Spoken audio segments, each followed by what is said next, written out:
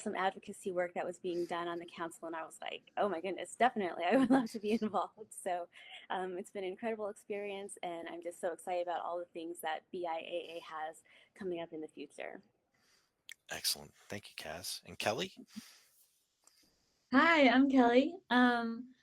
My brain injury actually just occurred. I had a tick bite and I just fainted. And I had had so many other concussions in my life, I didn't think it was a big deal whatsoever. You know, like it would hurt for a week or so. I'd be like a little bit slower to think. I would have some pain, but it would be almost totally fine. So I never really thought concussions were a big deal at all. So when this one happened, I didn't think anything of it.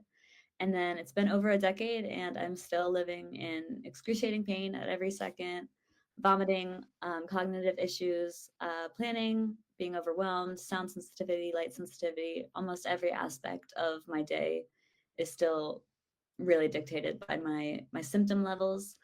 And yeah, I just had no idea. I didn't know that concussions could even get like this. I had no idea that if you were suffering from a concussion, you could even reach out to the Brain Injury Association. I never knew there were really any outlets to like find resources.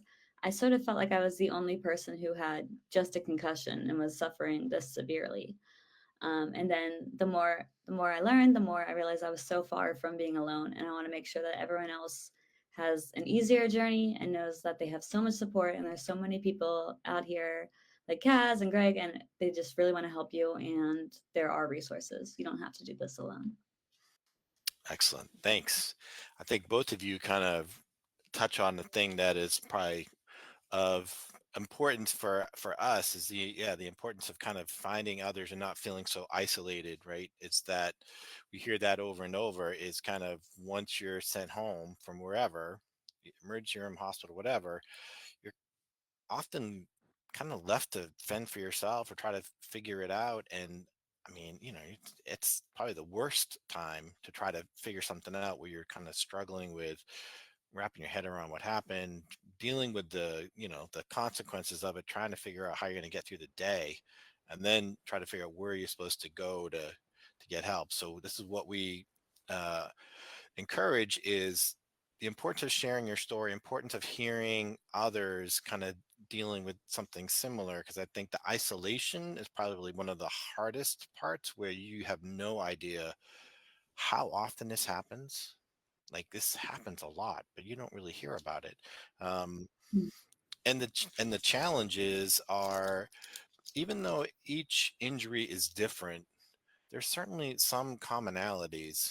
I think no matter how the injury happened, um, there's some commonalities to it. I think folks struggle with how they were from before the injury to after, kind of how to figure out how to move forward, how to explain it to others. Um, so I appreciate you guys kind of sharing a little bit about your story. A big part of the Brain Injury Awareness Month this month will be on our website. There's an opportunity for folks to share their story if that's kind of the path that they want to take to kind of help others. One of the questions that I had for you guys is, what were the things that what were the stories like maybe that you heard or as you started to tell your story that you felt were like either particularly helpful to you or you felt were helpful to others as you started to figure out how to start to share your story? I'll start with Kellie first. Cool. I think one of the main things I had to gather was that every story is important. I always thought mine was so boring and like minuscule. You know, you would hear all of these horribly traumatic, devastating stories, and I was like, oh, I just fainted one day. Like, who cares? And then I realized this still affected my life so much, and there's other people out there, and the more we shatter the stigma that it has to be something so catastrophic, the more, attention we'll be able to receive, the more medical treatment we'll be able to get, the more funding. So share your story. It's important. Every detail of your life, I promise, regarding brain injury, everything you share is advocacy.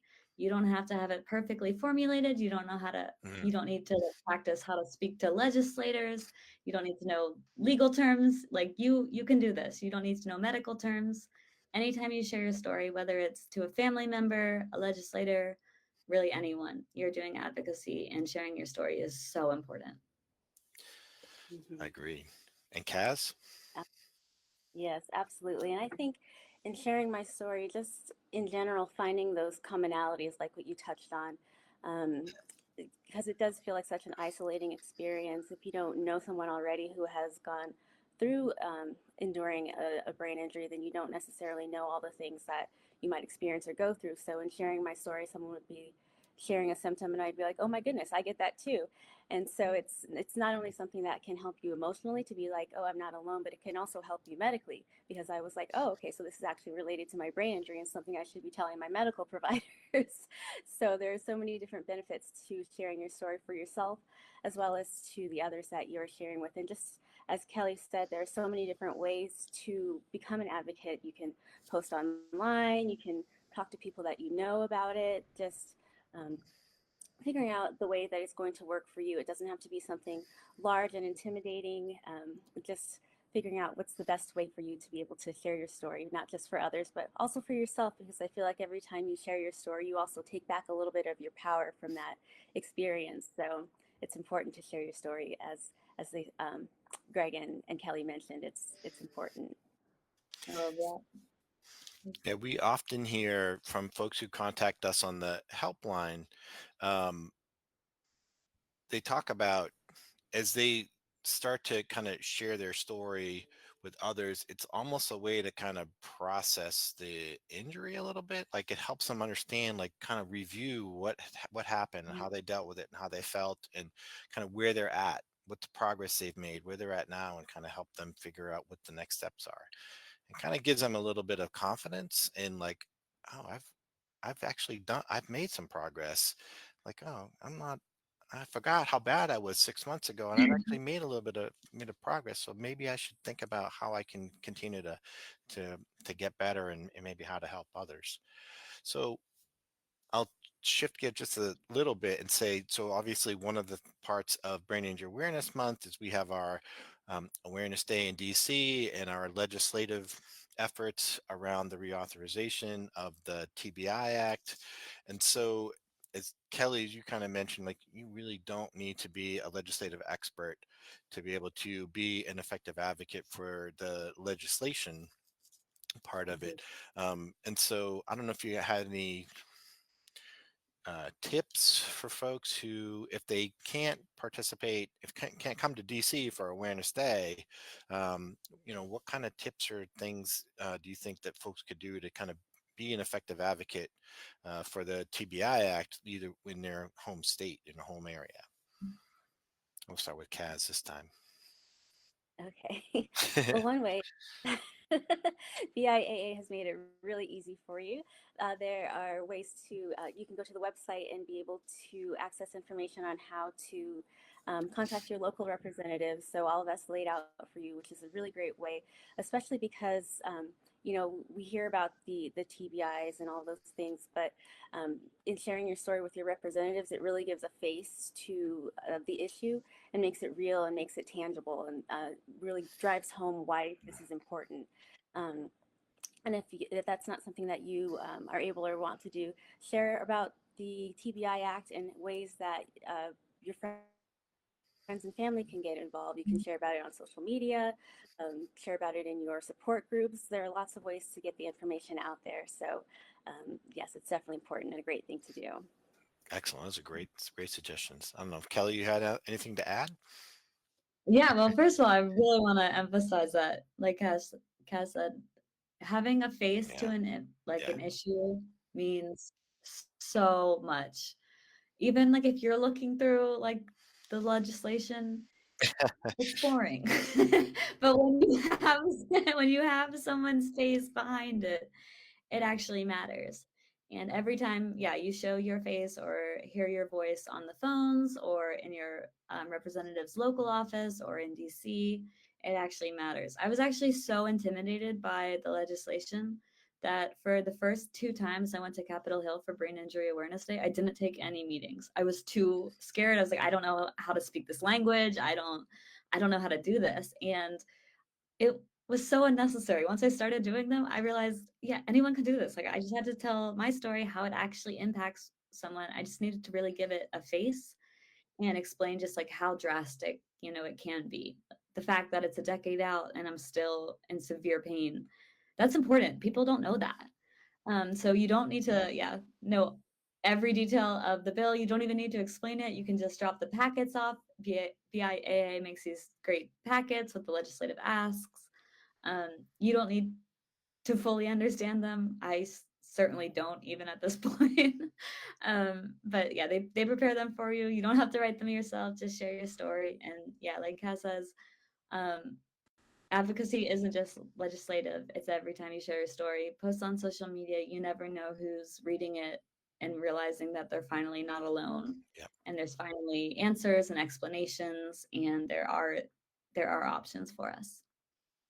that's fantastic. I think that's true. It's like kind of this it's kind of this kind of cumulative effect, right? So it's never going to be one story that's going to make it's 100 stories. It's hearing Mhm. this, variations of a theme over and over and over, and helping legislators understand like this is a bigger issue than I think we realize. And folks are struggling, so what can we do to kind of improve things a little bit? So yeah, it's not about understanding the legislation. It's about helping the legislators understand brain injury a little bit. And Yeah. so those stories kind of help make it very real. So the other piece, obviously, around Brain Injury Awareness Month is awareness. And so our theme, our Awareness Month theme is My Brain Injury Journey. And so again, this comes back to the importance of kind of sharing your story, trying to help others. So I'd encourage folks to go to the Brain Injury Association website. Under the Awareness Month section, there's a great toolkit around my brain injury journey. Um, so it has ways to examples for kind of sharing your story, or what am I trying to say? Graphics and logos you can share on social media to kind of use to help improve awareness and understanding. Um, I felt there was a question in there somewhere, but I can't remember what it was. So I don't know if I think. Well, you guys have seen the brain injury journey. Do you have any thoughts or comments around that as a theme for awareness? Don't get too in your head about it. Like if you're trying to summarize your whole journey in a very small template, don't worry about it. Take whatever is like calling to you at the moment, whether it's, like talking about your symptoms that you've had, or talking about a treatment option that really worked for you, or sharing a mantra or a support group or something that helped you, get through this journey and continue on with this journey. Give resources that have helped, give shout outs to people that have helped. You don't have to put everything, just put whatever you're feeling right now. I like that. It's Hmm. good. That's good. I don't know, Kaz, you have other things to add? Just to reemphasize how important it is to share your story, that there's no story too small, no specific way, as Kellie mentioned, that it has to be told. Your specific story is going to resonate with someone, just as my story is different from Kellie's story. So it's going to be able to reach different people. And so it's the same thing for anyone else who who is considering sharing their story on the My Brain Injury portion of the website. It's just important to get your story out there. So don't be intimidated by it. It doesn't have to be polished. Just Mhm. whatever gone through, whatever you feel like is important to share, just put it out there. Yeah, it's true. You never quite know where the how or where something that will impact. And I'll share a story that kind of tells that. So this just happened the other week is um, so the advisory council has put together the other like Facebook lives and other YouTube videos about kind of you know persistence and persevere and like kind of living with a brain injury on different topics and issues. I consistently send those out to people who contact us through our helpline, because I feel like I can give them stats and data and reports and all that stuff. I'm like, but there's nothing better than seeing somebody else with a brain injury tell their story and like, they're not alone. And so we got this. So I had sent that out um, all the time. But we got I got a call back the other week from somebody who I'm blanking on where she was. She was out west, so it was kind of rural. So she was feeling really isolated, and like getting this link to all of these videos was like opening up a whole world to her. And she had called and she was like almost in tears, like, I can't believe this is exactly what I needed to hear, like at this time, to help me understand that, this is it's a longer process than I thought. It's going to be more challenging, the importance of support. And so, yeah, really, I was like, oh, that's exactly what we wanted it to do. And these were done, months and months and So months great. ago. These were done months ago, and they weren't, it wasn't like it happened in the moment. But, and that's why we do these, is that you never know when it's going to come across to somebody at just the right time. And so, the more stories we can give, the more opportunities we can give to connect with folks, um, the more likely it is to come across to the person who needs it when they need to see it. So, And when we were doing those, we were nervous. We didn't know that it would resonate with anyone. We are feeling the same things you are. And you never know, like, yeah, how that story might actually, change someone's life. yeah, So say it as often as possible, as loudly as that's it. possible, just put it out there. Yeah. That's it. That's it, really. So, Mhm.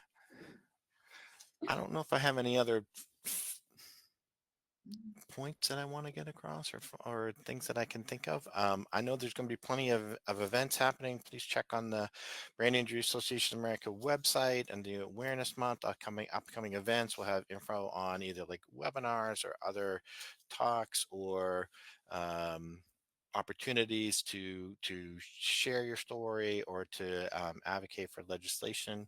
Like I said, you never know. You never know when your story is going to help somebody. So yeah, tell it often. Tell it often. Well, I thank you both for kind of coming on and helping us to kick off Brain Injury Awareness Month. Yeah, look for more events coming. As always, if folks have questions or looking for additional info, you are always welcome to contact us at the Brain Injury Association of America. Kellie and Kaz, thanks so much for joining us. Thanks for kicking Thank off for You. Brain you for Injury Awareness having Month. Yes. So excited to be here. So excited to have everyone joining in. Thank you. Yes, so Thank excited for everything coming up for Awareness Month. you. Yes. Stay tuned. More to come. Excellent. All right. Like I said, if folks have questions, they can always give us a call. But for now, I would say take care, everybody. Have a safe and happy weekend, and we'll be seeing you soon, I'm sure.